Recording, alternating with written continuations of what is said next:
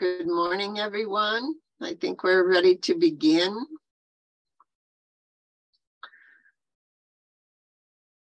Welcome, everybody. Whether it's, I'm in California, so it's first thing in the morning, and we've had some rain and snow. So it's a exciting day for us, but we have a beautiful sky today. So I'm really happy to be here and speak with you. So let us start with a prayer. We'll start with our 3 Oms.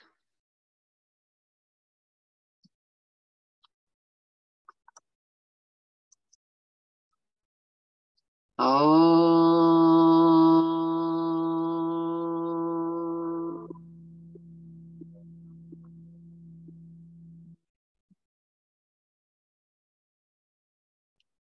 Om.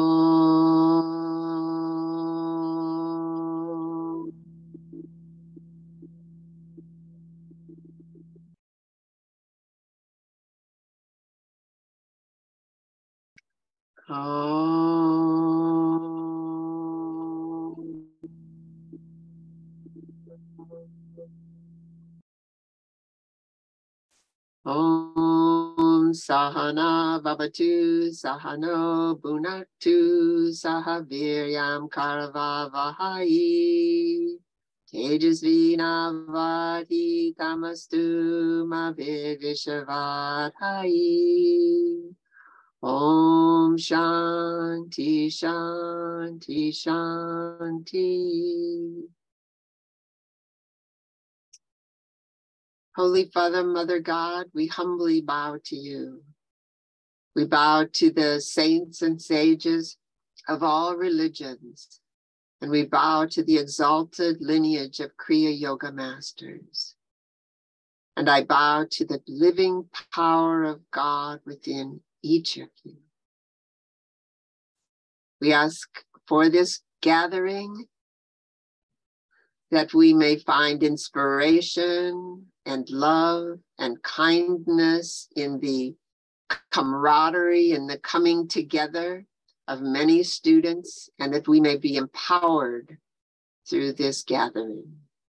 We invite the masters to be with us and help us as we listen, as we grow, and as we meditate together in silence. This is my humble prayer. Amen. Well, it's been a very big week for Kriya Yoga International. We had the inauguration of Sri Gurudev's Jambhumi Mandir, that's a hard one, and Gurudev's birthplace. So if you were able to watch the video or see any of the photos, it looks like a most amazingly beautiful temple in honor of Gurudev. So Guruji sent out a beautiful letter explaining how Gurudev's family participated in making the property available and telling about all the people who helped make this happen. So it is, for me, it was truly moving that we have such an extremely beautiful temple for all the world to visit and feel the presence of Gurudev, our Paramahansa Hariharananda. Now, the statue that they've chosen for this mandir is of the young brahmachari. And I think it's really moving that they chose him to portray him the way he was when he lived in this spot. So it's really moving. And I believe that they have full videos up now on the YouTube channel. So check it out if you haven't been following it. And perhaps you can make a pilgrimage there yourself one day. But it's really big that what we did this week. So this week was also a few more announcements I'm going to do. This week was on Wednesday, we celebrated Ash Wednesday on the Christian calendar.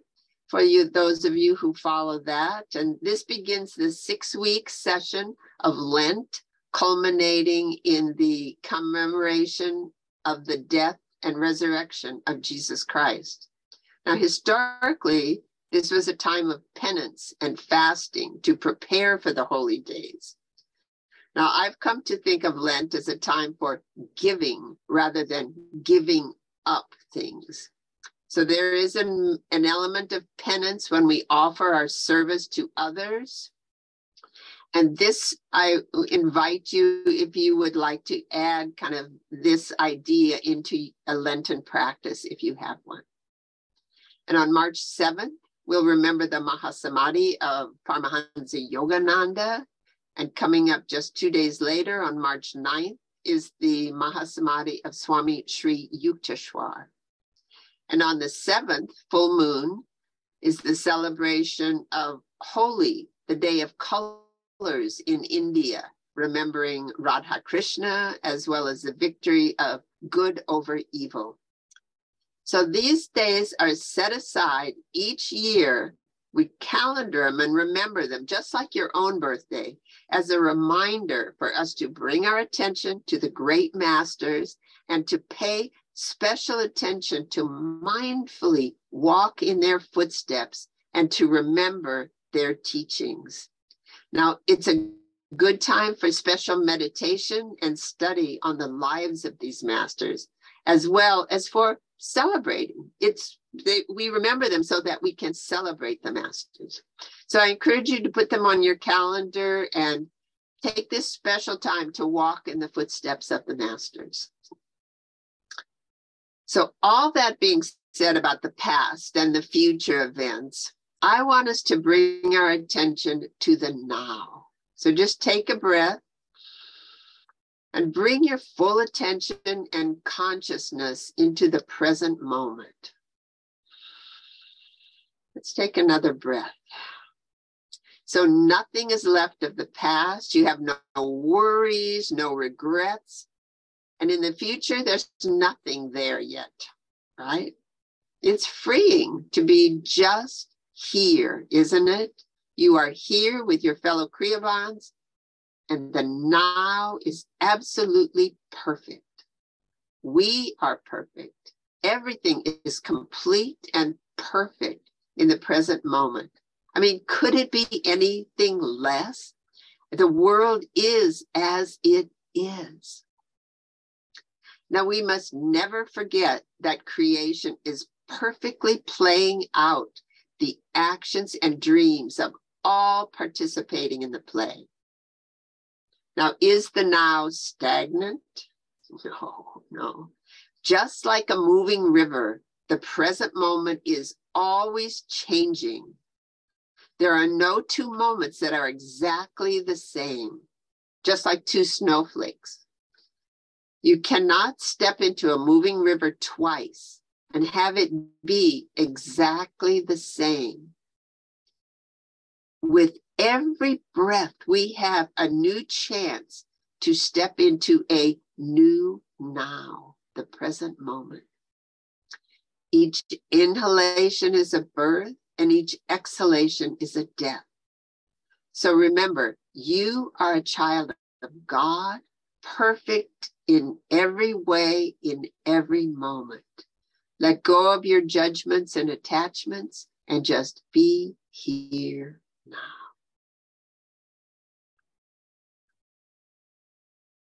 So as perfect as the present moment is, what is our role in the now?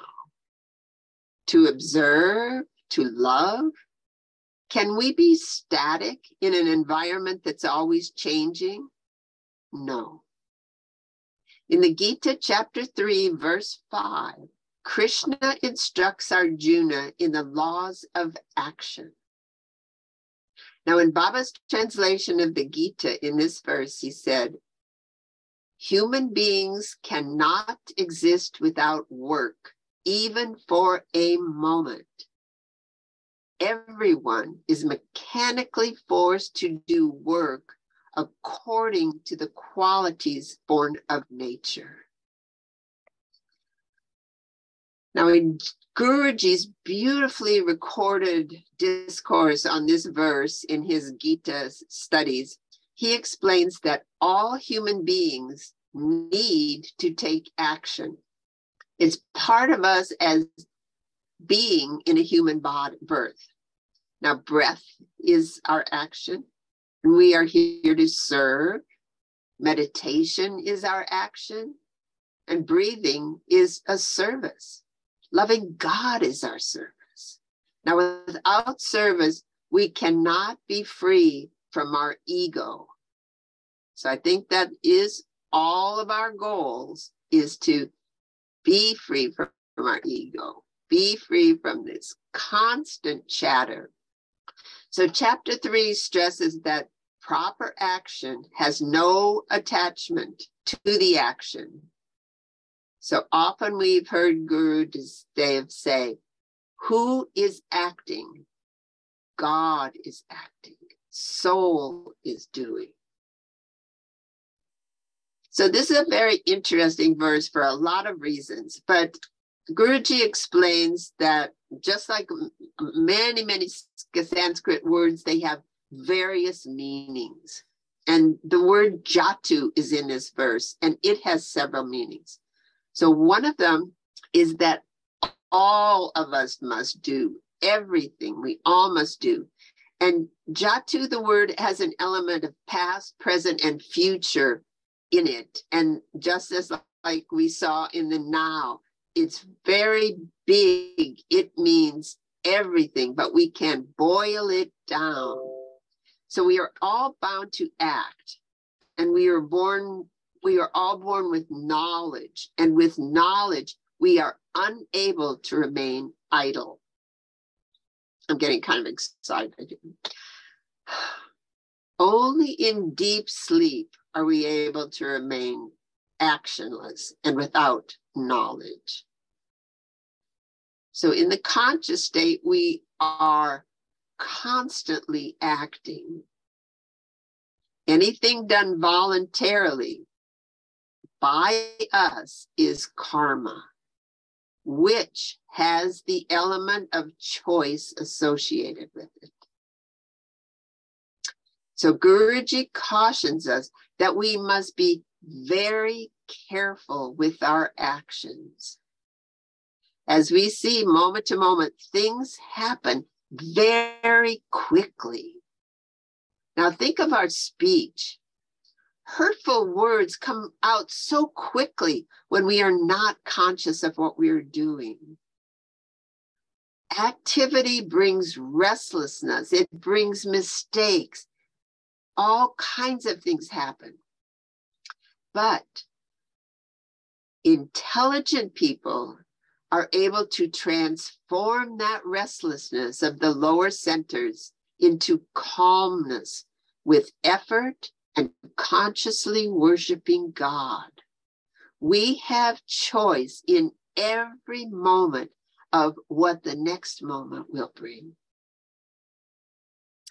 So another meaning of jatu it incorporates the three qualities of nature, the tamas, rajas, and sattvic. And in this verse, it talks about, due to those three qualities, we are helpless and forced to do our actions out of karma. But we can choose to follow the path of self-control and strict discipline if we want a peaceful life.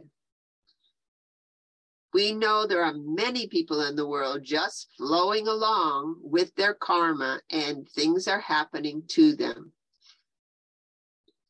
But when we see ourselves acting in a tamasic manner, we can change that. We can elevate ourselves, raise our energy into a more majestic, active action, and then transform that energy into the calmer, sattvic state. Humans can take control, and so we are not helpless. We are born with free will and can choose to live under the protection of the masters and not under the control of our restless nature. So under the protection of the gurus and acting in a disciplined way, we are exhibiting choice in our action and in our karma. And this is where evolution takes place. Guruji cautions us to be very careful and stay tightly connected to the masters. Hold fast to the hand of the guru, and he will take you over the worldly oceans.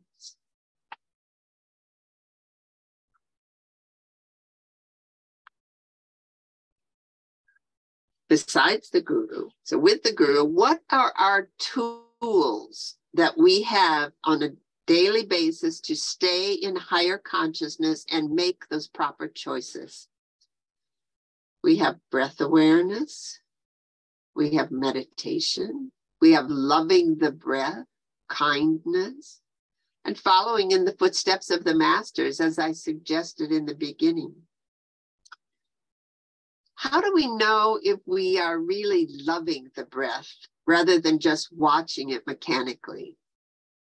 Well, this year, Guruji wrote his Art of Living and Giving book series on the smile.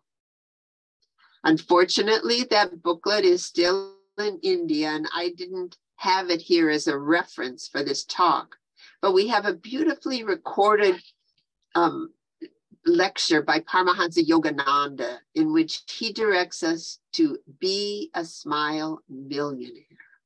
What a beautiful directive from our master. So I'll refer to much of his material here, and we'll wait for Guruji's direction until another time. But instinct tells me that Guruji drew on the same divine source that Yogananda did. So the smile, the real smile that Yogananda is speaking of, is the smile of bliss.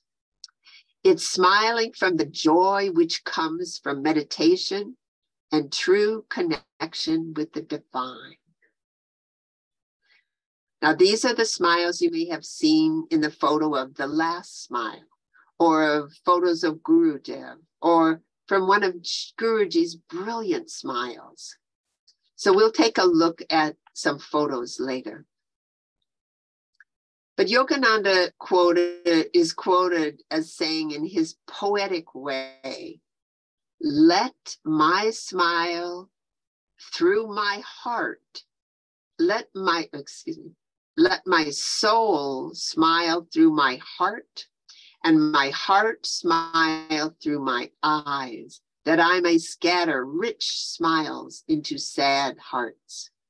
This is how we become a smile millionaire. We ignite that soul smile through our meditation.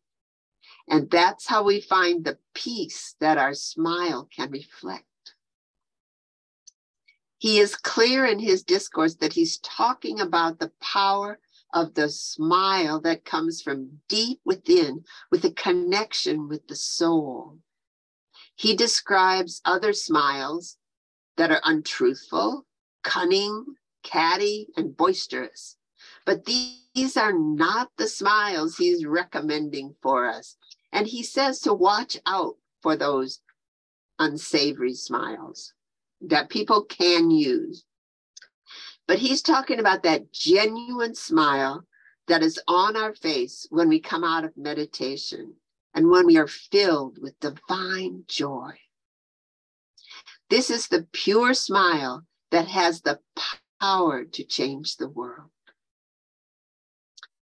Now that pure smile is the number one on the scale.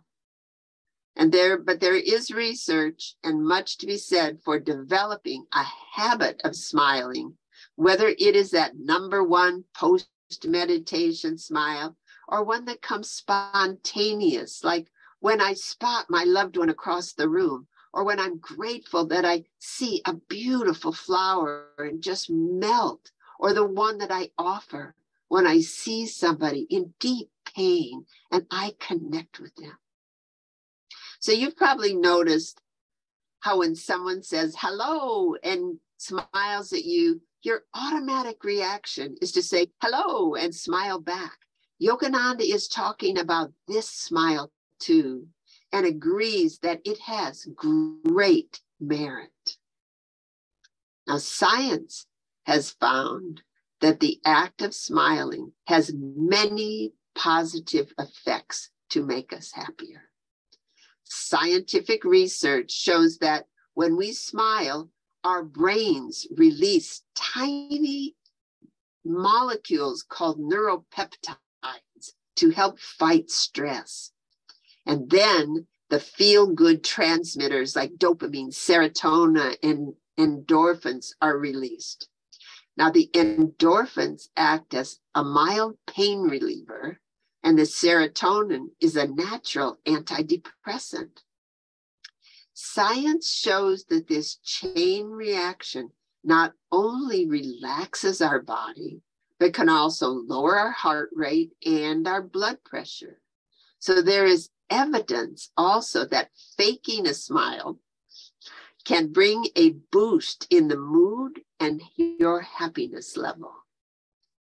Thich Nhat Hanh says, or said, sometimes your joy is the source of your smile, and sometimes your smile can be the source of your joy. Smiling then, as science shows, changes our brain chemistry, just like the practice of meditation does. See how they go together, and that a joyous smile complements a peaceful soul. Yogananda said that a genuine smile distributes cosmic energy into every cell of the body. Maybe this is what the scientists are calling the neurotransmitters. But let's stay with Yogananda's vocabulary of cosmic energy emanating throughout the whole body from a smile. So a happy person is less subject to disease because happiness attracts greater universal energy into the body. Now, this greater flow of energy in means that we have a greater energy to access for our actions that we must perform. So what he is saying is that much like Kriya practice does, a smile has the power to change the magnetism in the body right away. Fantastic, isn't it? So imagine then that after we finished our Kriya practice and we have magnetized our spine and brought calmness into the body and connected with the divine, the powerful, amazing, transformative magnetism that we can then transmit to others with our smile. We know what a dynamo Yogananda was from listening to his recordings and seeing film clips of him. And I've heard that actually when he would go on stage to give a talk, he would run onto the stage. He was so ready to do his talk. This dynamic teacher is the one who gave us the directive to share our joy through our smile, to be a smile millionaire. Now, he didn't just suggest that we do it or say that maybe we should think about smiling more. He says, be a smile millionaire. It's part of our curriculum from the guru. There's an old saying, smile and the world smiles with you. This is the result of spreading the power of magnetic attraction. Offer a smile to those around you. Remember, a smile is a gift we give ourselves at the same time we give it to others. Mother Teresa is quoted as saying, "We shall never know all the good that a smile can do." So I've compiled a little slideshow of divine smiles, and I want to read Yogananda's poem, "Make Me a Smile Millionaire," and that's found in Whispers from Eternity. So wish me well as I put this up and see if we can get it going.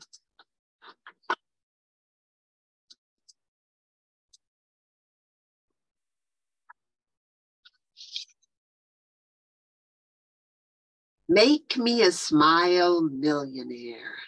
O silent laughter of spirit, smile thou through my soul. Let my soul smile through my heart, and my heart smile through my eyes.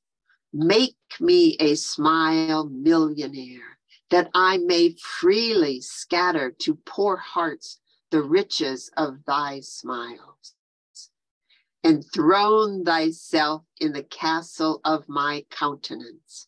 O Prince of Smiles, no rebels of hypocrisy shall enter. Thou wilt be protected by my unassailable sincerity.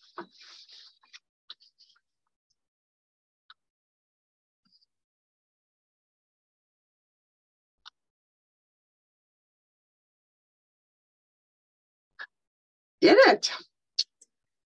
I think that stopped now. No, just 1 second more.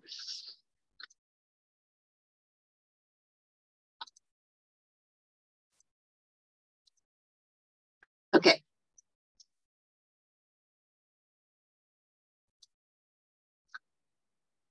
So I want to get a little personal now. With a smile, I can feel and know that I'm connecting with the power of love and of God.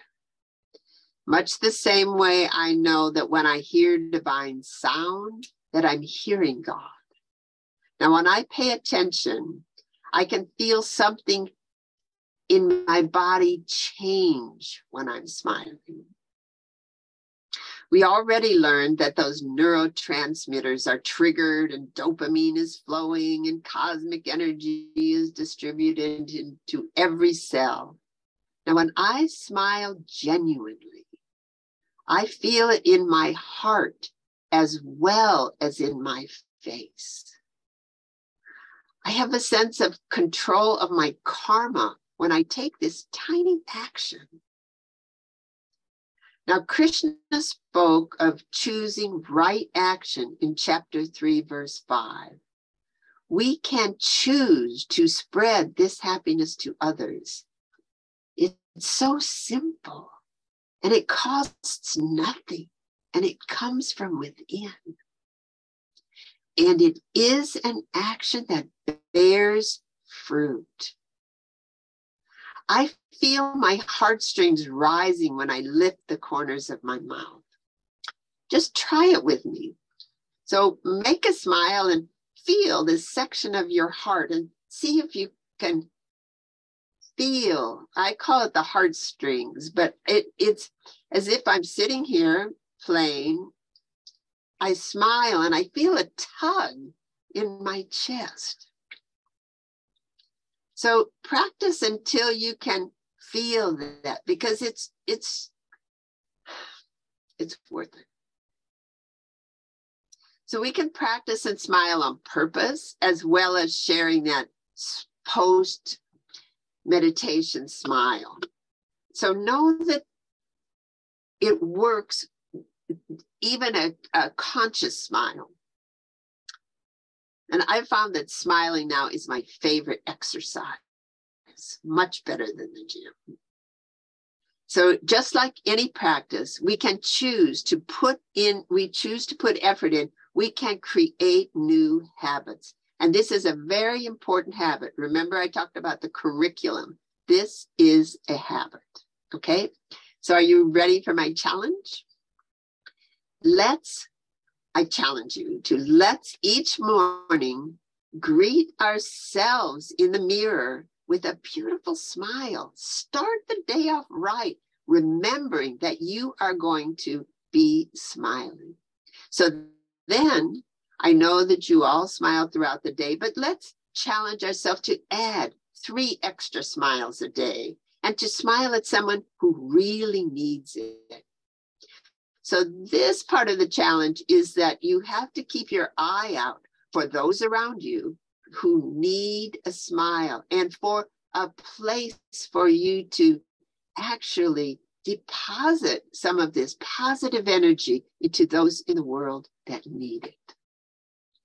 So while I was doing this study, I realized that I would sometimes meditate and wouldn't always tap into that divine joy. And I decided to practice staying with my meditation until I really was tapping into that divine, joyous, calm place so that I had more joy to share with others through my smile. Now, it is the art of living and giving after all. So I want to close with a couple quotes. The Dalai Lama says, "A simple smile. That's the start of opening your heart and being compassionate to others." And Thich Nhat Hanh has said, "The source of a true smile is an awakened mind." And my favorite is from the comedian Phyllis Diller. "A smile is a curve that sets the world straight." A smile is a curve that sets the world straight. So please take my challenge and take action to spread joy with your smile. So let's come full circle back to the present moment and our breath as we sit for our general meditation.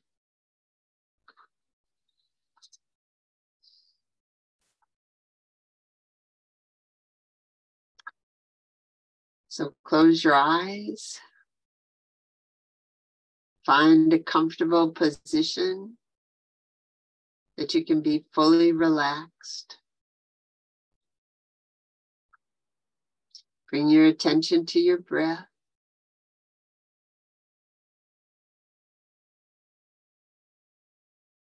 Feeling it coming into the point between the eyebrows.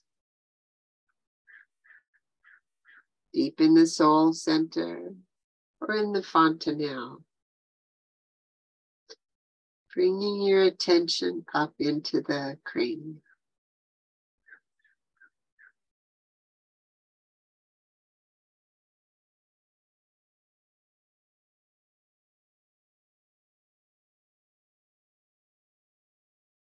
Breath is your service in this moment.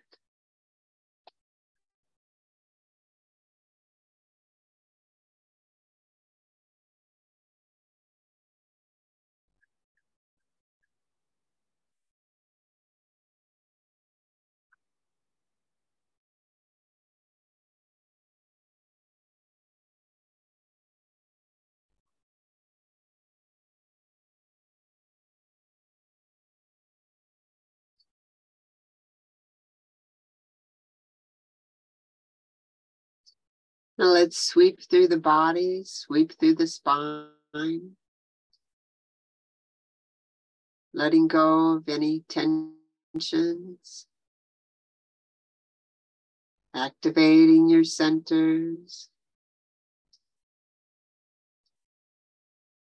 feeling all the parts of your body.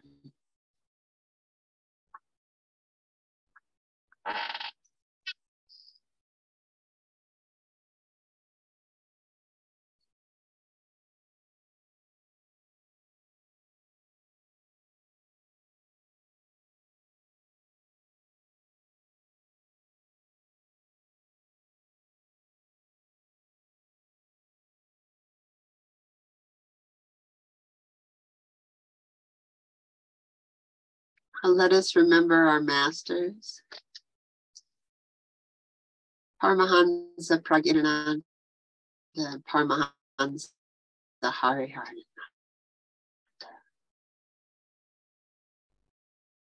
Offer your love for their constant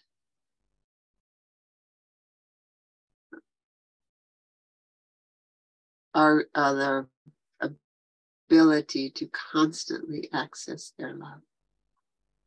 Paramahansa Pragnananda, Paramahansa, and Swami Satyananda Giri.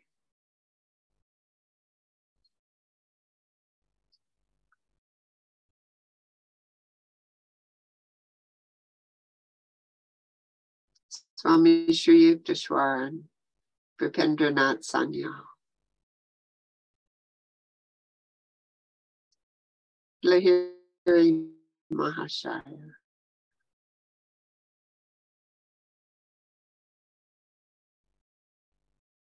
Babaji Maharaj.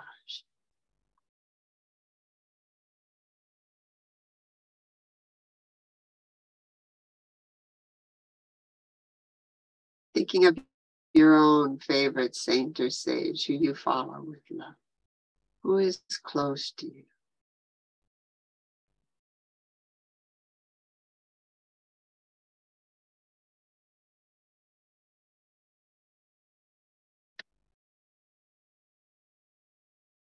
The divine, formless, all-pervading, benevolent creator.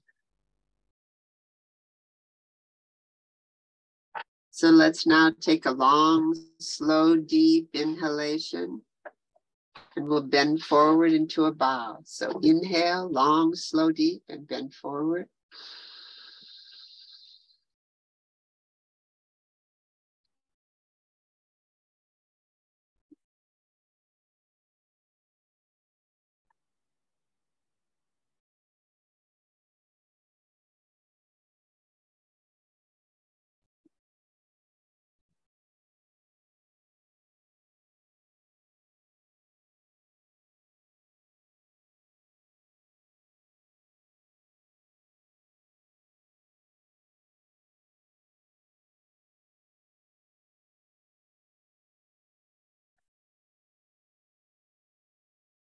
Let's inhale, long, slow, deep, and sit straight.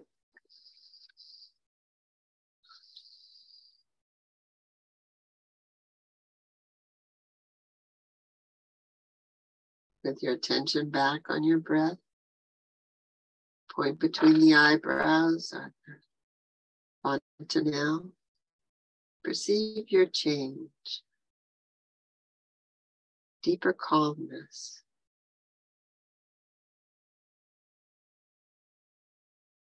Perception of divinity.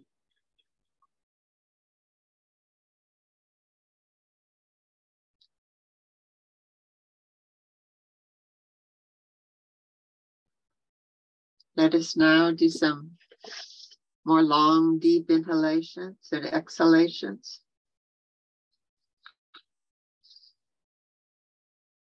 We'll do 12 breaths. We'll inhale, long, slow, deep. Exhale, long, slow, deep.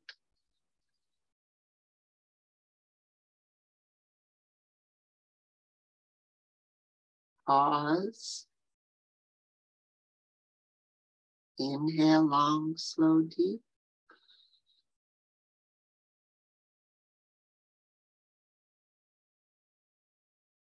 Pause. Exhale, long, slow, deep.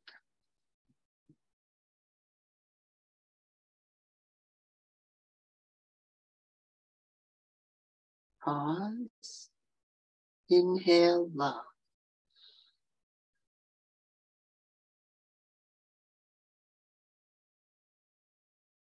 Pause. Exhale, peace.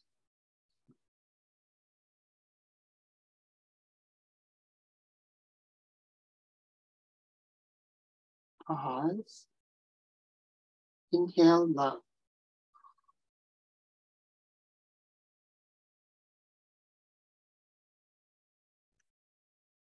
Pause. Exhale peace.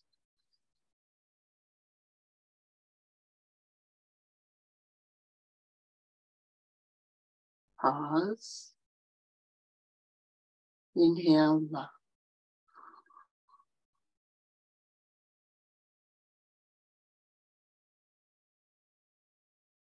Pause. Exhale peace.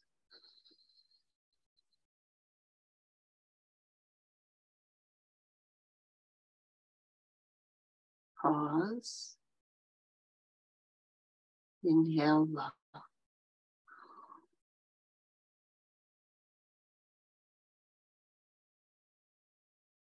Pause. Exhale peace.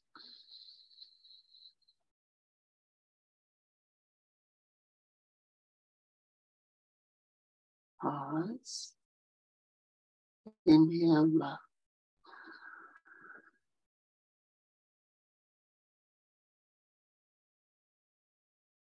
Pause. Exhale peace.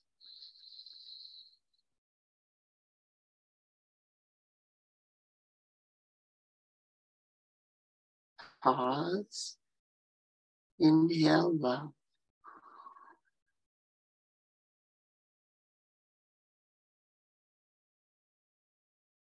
Pause. Exhale peace.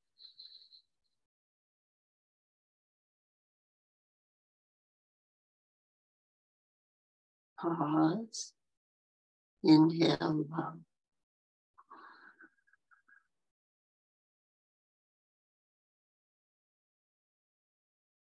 Pause. Exhale peace.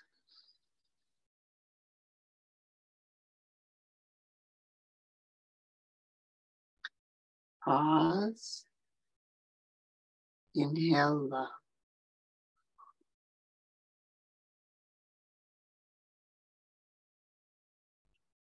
Pause. Exhale peace.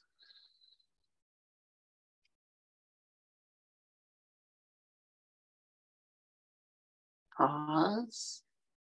Inhale love.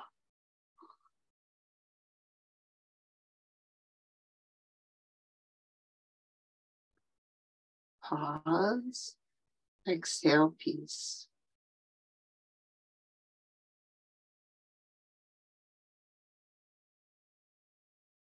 Pause.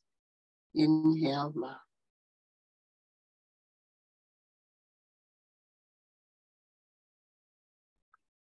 Pause.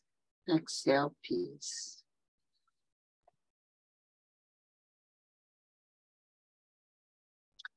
Pause. Inhale love.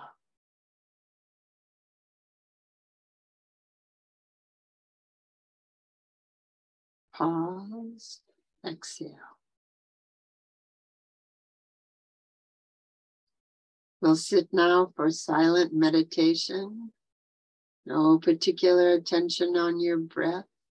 See if you can dive deep into that place and find the joy and the calmness and the peace that you can bring out of your meditation with a smile.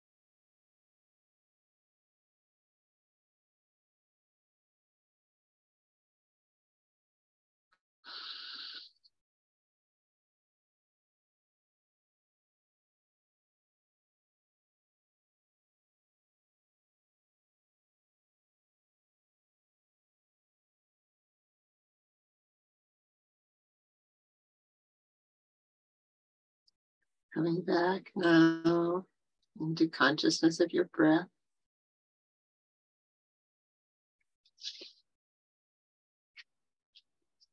Asato ma sat kamaya, tamaso ma jyotir kamaya, mrityo ma amrityam kamaya.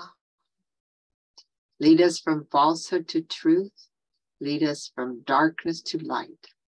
Lead us from death to immortality. And may we always wear the beautiful smile that comes from our connection with the divine.